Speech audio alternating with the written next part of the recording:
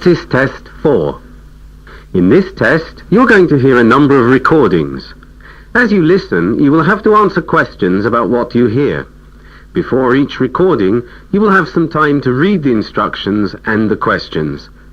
You will also have half a minute at the end of each recording to check your answers. Each recording will be played once only. There are 4 main sections in the test. In the exam, you're advised to write all your answers in the listening question booklet. At the end of the test, you will have 10 minutes to transfer your answers to an answer sheet. So that you can repeat the tests in this book, you should write your answers on a sheet of paper rather than the book and practice transferring them to a copy of the answer sheet. Now look at Section 1 of the test. Section 1. You are going to listen to a conversation between 2 people, a customer and a travel agent. First, look at questions 1 to 5. As you can see, there are 4 alternative answers, A, B, C and D for each question. Decide which alternative is the most suitable answer for what you hear and circle the appropriate letter.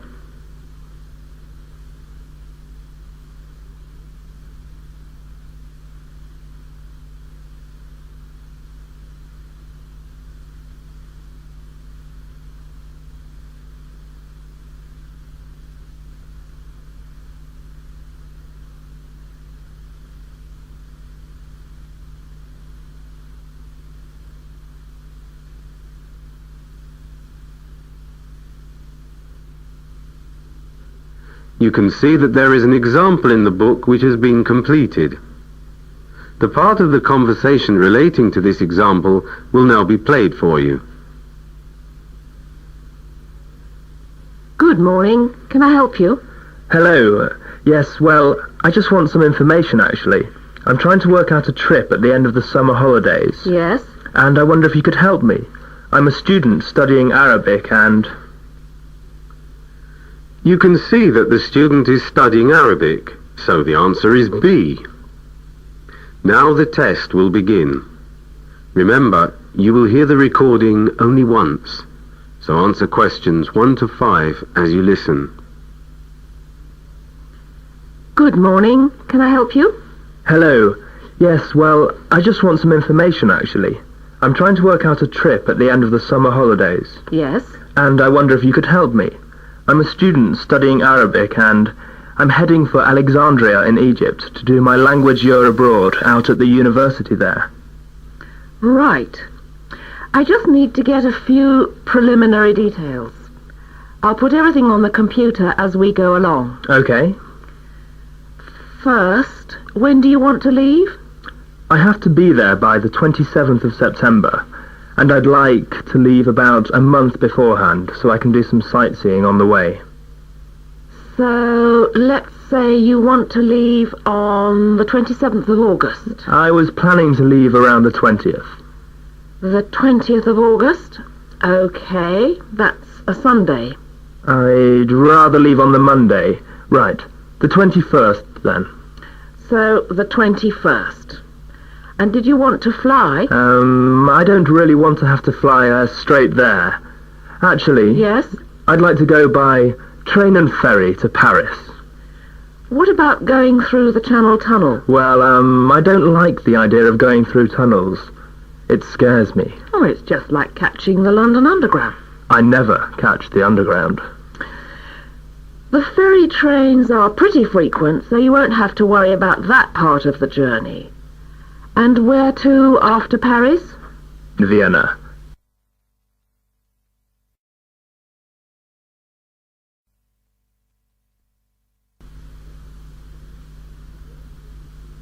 Before you listen to the next part of the dialogue, look at questions 6 to 10.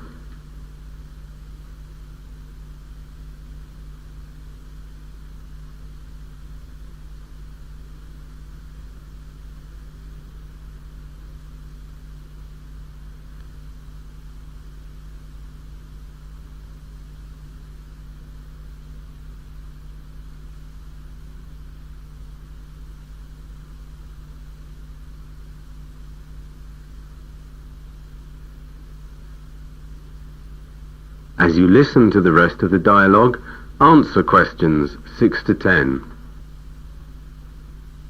From Paris to Vienna, by plane or train? Train. I'd like to travel overnight, so I'd like a sleeper if possible. Right. A sleeper to Vienna from Paris. Right. There's an early morning train to Vienna, the 7:50, but that won't work because you want an overnight train. But then there's one at 17:49. Right. And you're lucky because they leave from the Gare de l'Est, which is right next to the Gare du Nord station where the ferry train comes in. Brilliant. So that gets into Vienna at 8:35 the next morning. You see, that bit of the journey alone costs, let me see, £141.80. Is that with the student discount? Yes. And then?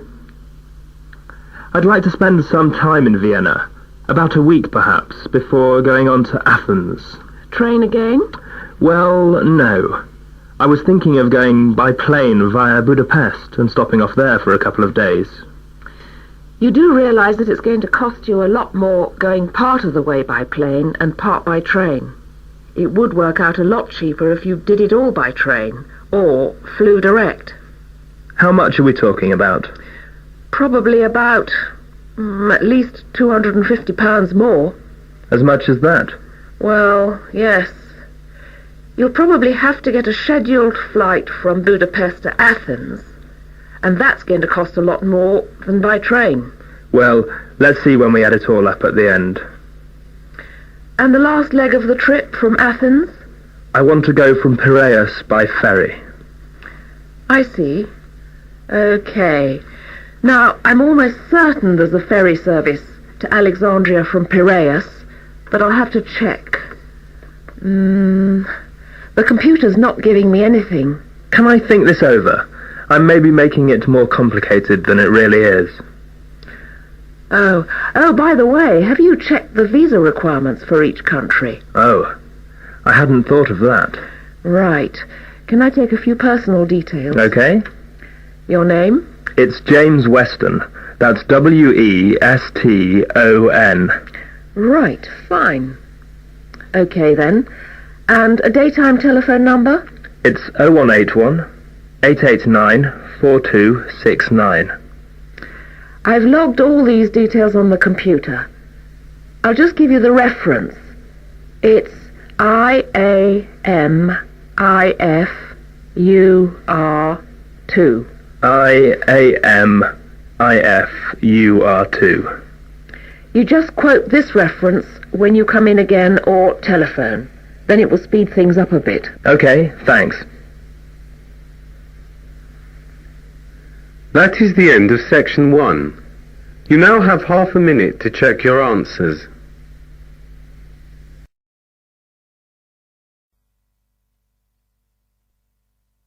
Section 2.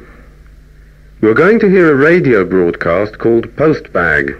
First, look at questions 11 to 16.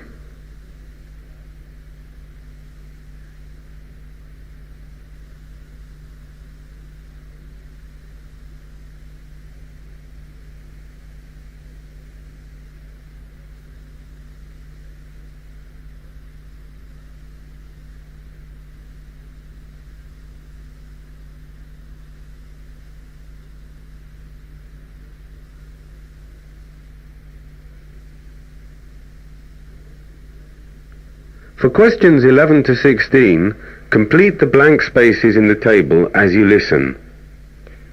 Welcome, and indeed welcome every Friday afternoon at 2:15 to Postbag, your chance as listeners to let us know what you think about our programs and current issues.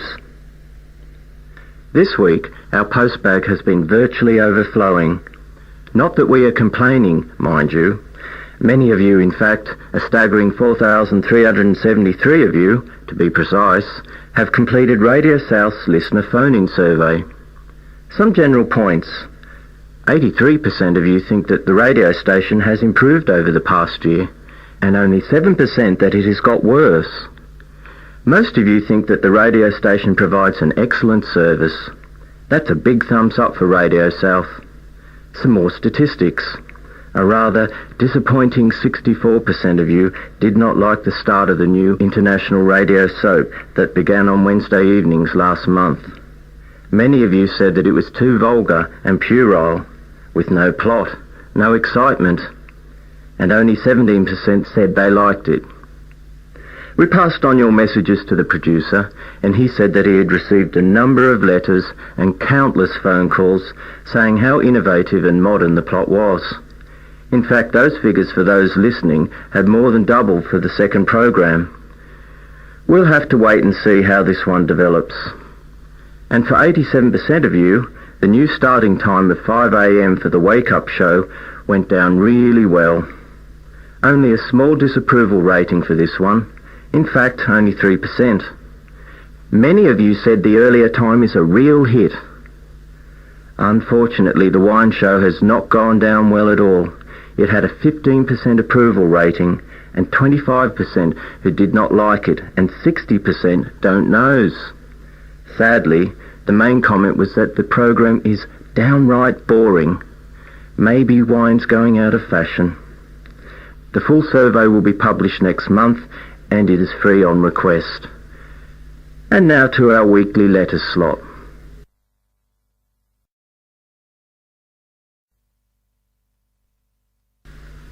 Before the radio broadcast continues, look at questions 17 to 20.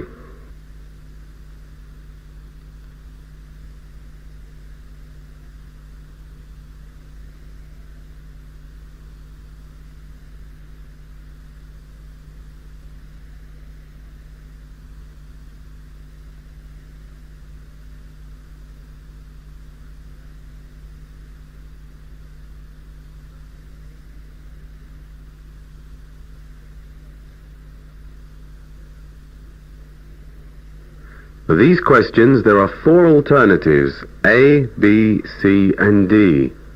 Decide which alternative is the most suitable answer for what you hear and circle the appropriate letter. Sharon from Tasmania has written in to say that she has tried to get through on the telephone to our new message line to leave a message on the voice box, but she finds it too complicated. She says, and I quote, "Every time I press a number after the main menu, the line won't accept my message. It's so frustrating. Maybe your voice box should come with a health warning." Well, I can tell you that you're not the first person to have complained about this. In fact, we had 67 letters this past week alone, and complaints have been going up at the rate of 10% a week recently. And we're now looking into the problem. On a more cheerful note, Mary from Sydney, Australia, wrote in to say how refreshing and cheerful she found our station. She says the music and the morning wake-up show she finds really invigorating. We've had lots of similar letters from all around Southeast Asia saying the same thing. From Terry in Auckland, New Zealand, Yuko in Japan, and Ahmed in Indonesia. Robin in Australia says it's really an excellent new contribution to the radio scene in the area and encourages us to keep going. Thank you, Robin, for your support. Pangaporn from Thailand wants to know if there are any plans to repeat the English language program, English Worldwide, on Sunday mornings at 9 a.m, or whether we are going to expand the program. We've had so many letters over the past week about English Worldwide. It appears to be hugely popular. Since it started 5 weeks ago, the number of people tuning in has grown tenfold. There are no plans at the moment to increase the 2-hour slot on Friday morning, but if numbers keep increasing at the rate they are, we may have to. Many of you have asked when we are becoming a 24-hour service. The answer is as soon as we can. We now broadcast 19 hours a day and hope to be on air 24 hours a day within the next 6 months. And now it's over to Marco, who's going to look at the latest cinema and video releases. That is the end of section 2. You now have half a minute to check your answers.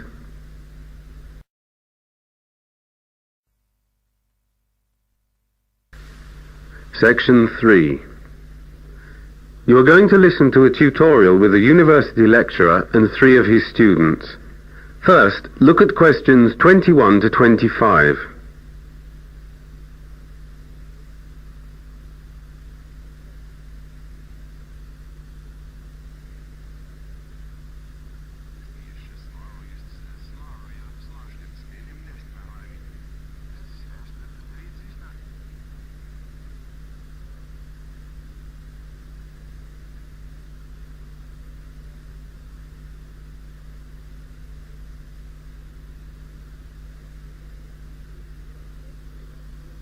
For these questions, there are 4 alternatives, A, B, C, and D. Decide which alternative is the most suitable answer and circle the appropriate letter. This is our third and last group tutorial of the term. Have you been finding them of any use? Oh yes, I get a lot out of them. Me too. And what about you, Lorraine? Yes, I think so. Okay, right. Anything for this week, Lorraine? No? Okay, Frilla? Well, you know I have 2 teenage daughters and I'm a single parent. Yes. Well, I'm finding it less and less easy to study as a mature student and have a teenage family. The girls have been playing me up. And what exactly do you mean by that? Kimberly, the eldest, has a boyfriend, and she's taken to staying out later and later, and she's becoming difficult to control.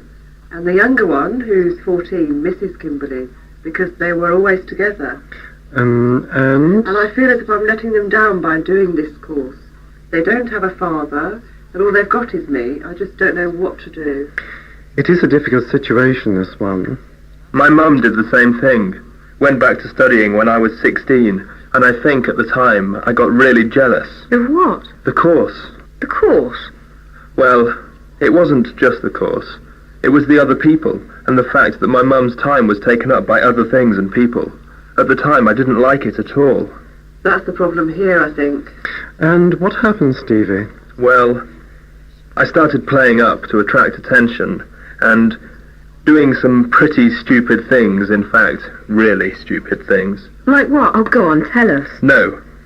Anyway, my mum sat my brother and me down and told us how important the course was for her and us, and why she hadn't been able to do it before. And? Well, she said that even though it had cost her a lot of money, and she was having to work part-time to keep everything going, she was prepared to give it up. And did she? Of course not, Lorraine. We felt pretty stupid. After that, we helped out more, and both of us got a job, a small job, so that she didn't have to give us any pocket money. Well, Frida, maybe you should try the same approach. I think I might just give it a try. Thanks, Stevie, you're a star. And what about you then, Stevie?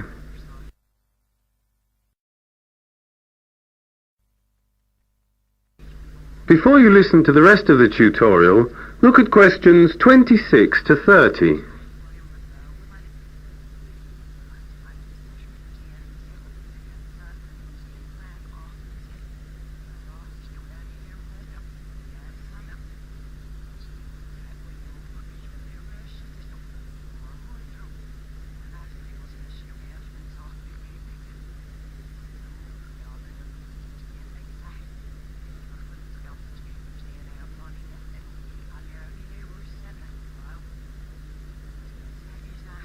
As you listen, complete the blank spaces for questions 26 to 30. I've got a rather more mundane problem. Well, maybe not that mundane. I had to type a paper for a seminar for this Friday, and I had everything almost ready and... And? My laptop crashed.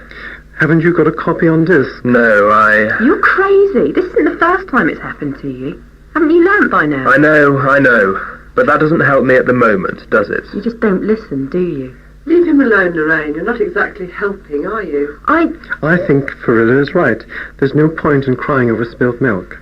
Have you a rough copy? Yes, but... You can type it in again. I'm very slow, and I'm not going to get it done in time. I also have to get OHPs together as well.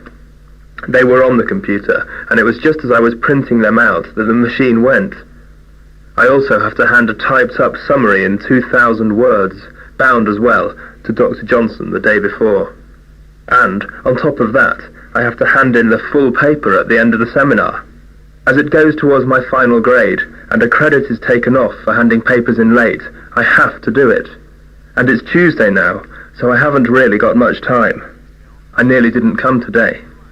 Don't worry, Stevie. I'll help you do it if you want. We can start straight after the tutorial. Will you, Farilla? Yeah. You should let him do it himself. Now, Lorraine. He helped me, so I don't see why I shouldn't help him. You could lend a hand too, you know. You don't know when you might need help. It's okay, Farilla. We can do it together. Well, 2 people sorted. Now, what about you, Lorraine? That is the end of section 3. You now have half a minute to check your answers.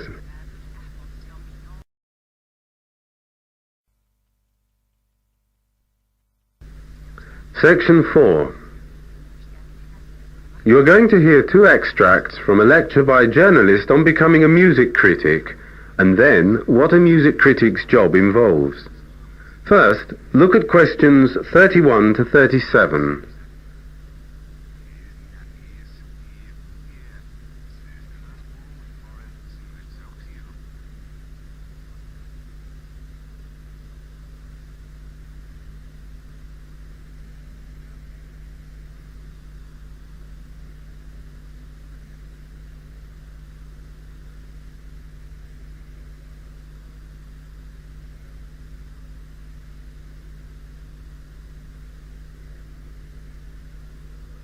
As you listen, answer questions 31 to 37. And how did it all start? Many times I have been asked how someone becomes a journalist and how I myself became a music critic. There is no set path. After doing an MA in music, I worked in a London bookshop for a couple of months, then as a sub-editor for an educational publication. After I left that, like many of my colleagues, I wrote freelance features for various newspapers and magazines in the music world. My counterparts on other newspapers made their entry to music criticism by totally different routes. Some took courses in journalism, some wrote features which they then sent round newspapers and journals until they were published, while others took some less orthodox steps. After a couple of years freelancing, rather than moving into the editorial field in journalism, I was given the rare opportunity to become a music critic on a national newspaper, on a retainer.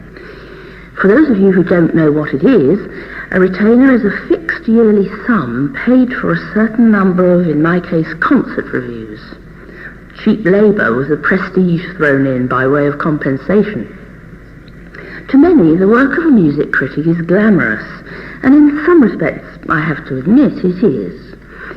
I have the rare chance to meet interesting people, but like any other profession, it has its downside. The concert-going public do not seem to be able to take on board the fact that when I'm reviewing a concert, I am working. At concerts, people have the habit of descending on me like vultures to talk music. Would they appreciate it if I pounced upon them at work to enthuse about accountancy, obscure legal matters? I think not. And also it can be a very lonely profession, working on your own for days, weeks sometimes, without human contact except by telephone or computer. Another drawback is having to write reviews to deadlines on a daily basis. And despite what many people believe, the salary is not that good unless you occupy one of the prestigious posts on a national paper. Yet it's not all negative.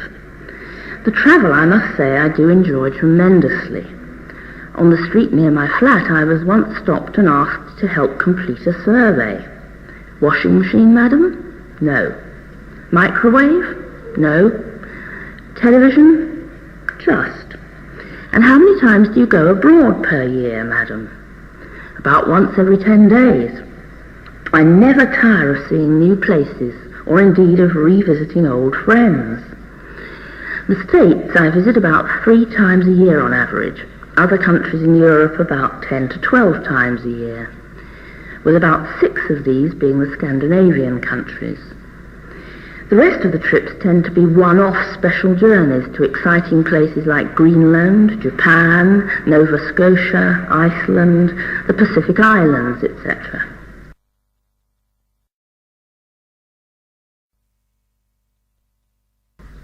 Before the speaker delivers the next extract from her talk, look at questions 38 to 40.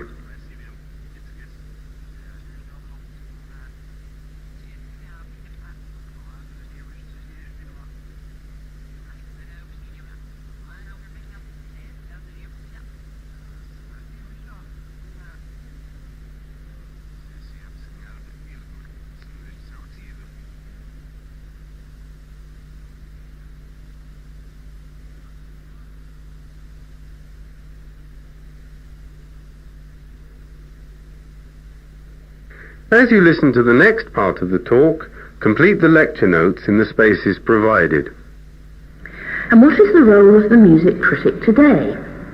Listening has always been a talent. Now it is a rare and fragile one. The journalist Michael Ignatieff has recently presented us in the United Kingdom with a provocative television series on the 3-minute culture. 3 minutes, he says, is just about as long as the average person can concentrate. There is such a wash of music around us which threatens to become a tidal wave. Audiences coming out of London's Festival Hall and setting out for the journey home put on their Sony Walkmans with their overcoats. Avid festival goers, likely to be hearing 3 or 4 recitals a day, pack their cassette tapes and CDs in their luggage in order not to have to endure silence in their hotel rooms. The critic's job is to foster the talent of discriminating listening against all odds. People have a real inferiority complex when it comes to trusting their own ears. Friends and acquaintances often expect me to tell them what they should think after a concert. But if I don't, then someone else surely will. A critic's responses or pointers can at least, perhaps, act as disinterested touchstones amongst the babble of hype and market forces. That is the end of section 4. You now have half a minute to check your answers.